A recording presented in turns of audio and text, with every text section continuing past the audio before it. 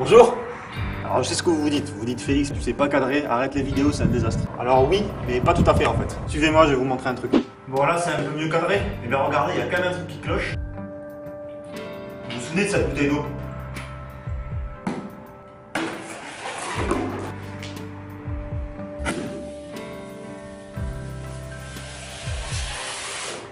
Alors ouais, c'est bizarre, en fait non, c'est pas bizarre du tout.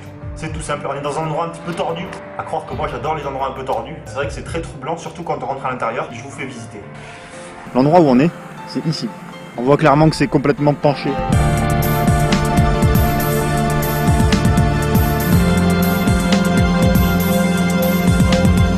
J'avoue que c'est très déstabilisant de marcher ici parce que une fois que tu es à l'intérieur, les repères que prend ton cerveau, c'est les murs qui eux sont totalement perpendiculaires par rapport au plafond et par rapport au sol. Et donc du coup, tu as l'impression d'être dans une maison qui est droite alors qu'elle ne l'est pas du tout. C'est un endroit très troublant, vraiment. Sincèrement, c'est vraiment bizarre. Quand je suis arrivé ici, je me suis dit bon, ça va être un petit peu penché. Et même après 5 minutes de visite, j'ai du mal à m'y faire. Donc c'est pas que je sais pas cadrer, en fait, c'est l'endroit qui n'est pas cadré.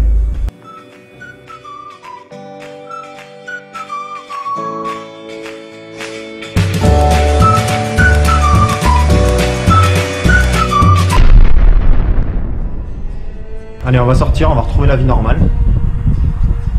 Et ben ça fait du bien. Bon alors évidemment c'est pas réellement une maison, hein. En fait il s'agit d'un blocos. Alors je vous conseille de mettre pause sur la vidéo tout de suite si vous voulez lire les détails. En réalité, ce qu'on appelle actuellement maison penchée, à l'époque c'était un blocos de défense construit en 1939 et qui servait à surveiller l'entrée du tunnel ferroviaire du Mont-Cenis. Fin 1944, en se repliant, les troupes allemandes devaient détruire ce blocos. Ils ont donc fait exploser 2 wagons chargés d'explosifs à l'entrée du tunnel. La violence de l'explosion réussit à obstruer le tunnel et projeta le blocos à plusieurs dizaines de mètres de son emplacement initial, sans l'endommager. Aujourd'hui, on le retrouve donc planté dans le sol, voilà, incliné selon 2 angles, et c'est devenu une attraction à l'échelle européenne quand même. Donc en fait, c'est pas un endroit qui a été construit pour être une attraction, c'est un endroit qui a une histoire, et qui maintenant sert d'attraction touristique.